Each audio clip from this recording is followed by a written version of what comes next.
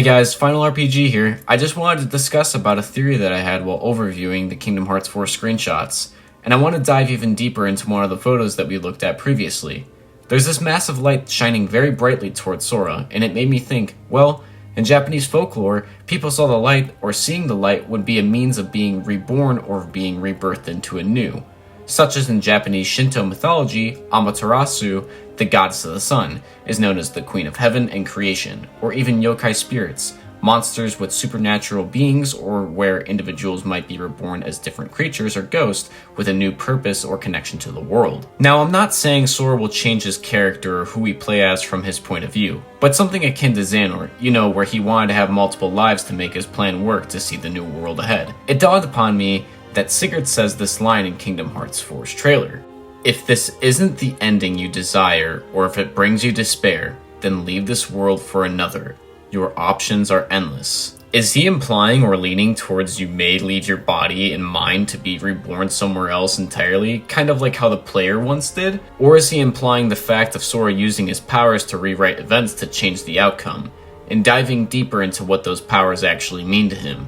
I think so personally. And if this is the case, it would make sense because of what the Master of Masters ends up saying at the end of the trailer. If you do leave this world behind, don't expect to return to the one from which you came. This may mean whatever ends up happening in Kingdom Hearts 4, whenever we leave a world behind, they cannot be unchanged after we've already altered the events of whatever happens in those worlds. And we could be manipulating them via Sora's powers, or they could be manipulating it just from their ends, which is including the Master of Masters and whoever else is helping him.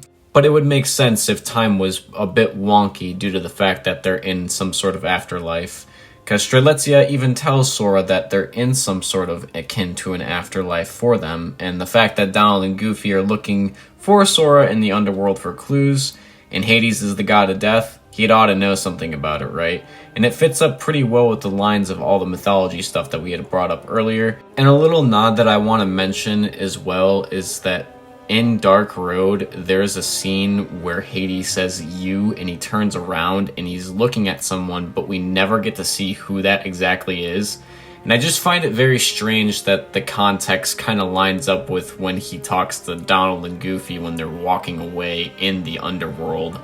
So if time is wonky and some stuff has been going on, it could make sense because Mickey's going to Scala at Kylam, and he could be stealing the Book of Prophecies from Scala, and they all got sucked into different eras during Scala's periods. But this does actually come with context too, and I'm not just ripping this out of nowhere. I mean, in Union Cross, we actually do see Mickey, Donald, and Goofy, Chip and Dale go from the gummy ship, or Mickey thought he used the Wayfinder shard, but it actually was something else, but we never figure out exactly what that thing was. I know, pretty short video, but it was just some food for thought. And what do you guys think? Do you think I'm just stretching it a little bit too far? Do you guys think it's something a lot smaller than what I'm actually trying to make it out to be? Put your thoughts and comments down below. I'd like to know, but this has been Final RPG, signing out.